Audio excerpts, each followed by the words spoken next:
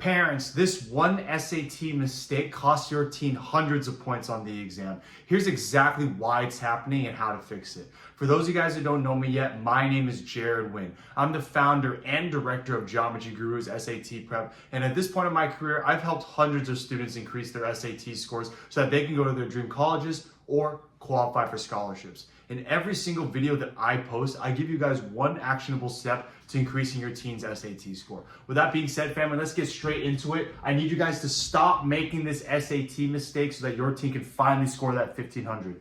The number one mistake that I see every single student make in the SAT is they have the wrong diagnosis. As in, they think they know why they're getting these problems wrong, or they think they know their weaknesses, but in reality, they have actually no clue.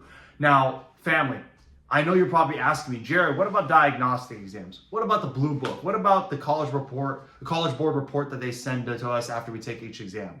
That is not correct, family. That tells you absolutely nothing because of one thing.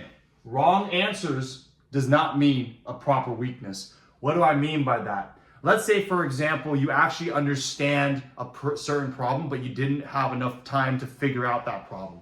Does that mean that it's technically a weakness? No, there could be so many other reasons as to why your team wasn't able to solve that problem. It's really important to know the why. You need to understand why are you making these mistakes. And for most students, there's typically three reasons why they're typically making mistakes. Number one is they just straight up don't understand the concept.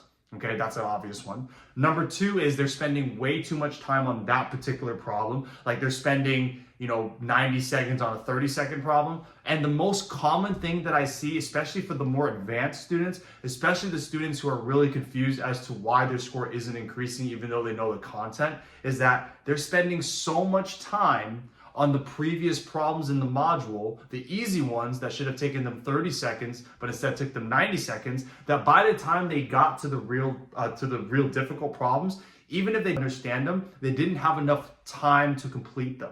Okay, so 2 and 3, they almost kind of go together, all right?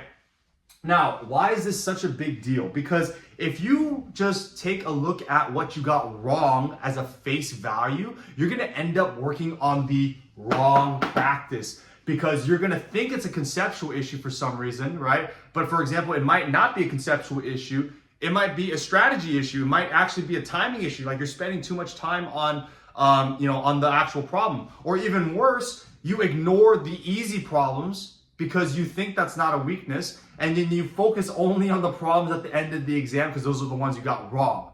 But in reality, because you spent so much time on the beginning problems just to get them right, it's not obvious to you that it's a weakness. So because of that, you end up working on the wrong thing. So even though students study for hours and hours a day, they're just like, hey, Jared, why is my score not improving? It's because you're working on the wrong things. You're working on what you got wrong versus what you should actually be working on. Because remember, family, those aren't always exactly the right things or the same things. Now, what should you do? Now, there's no real easy way to say this, but you need to analyze every single test. And if you don't know how to analyze these tests, I'm going to give you a best example right now. But if you don't actually know how to do that, you need to find someone who does know how to analyze these tests and actually give you that step-by-step walkthrough on what it is that you got wrong. So not only do you need to see exactly which of the questions don't you really understand, like where are the conceptual issues, you need to see where are you spending too much time on. Are you spending 90 seconds on a 30-second problem? Are you spending 30 seconds on a 90-second problem because you ran out of time from the beginning module of the exam?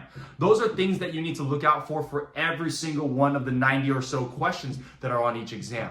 Because if you don't do that, or if you don't have someone to actually do that for you, you're gonna risk spending way too much time working on things that you already know how to do. Now, because everyone and their mother nowadays, they know they need to attack their biggest weaknesses. But the problem is, very few people know actually how to target and find out what those weaknesses are. All right, family, that's it for today's video. Hopefully it was insightful for you guys. If you need help applying this to your teen's unique situation, either book a call with me or send me a DM. I'd be more than happy to help you guys out. Until then, have a great rest of your day. I'll see you guys in the next one.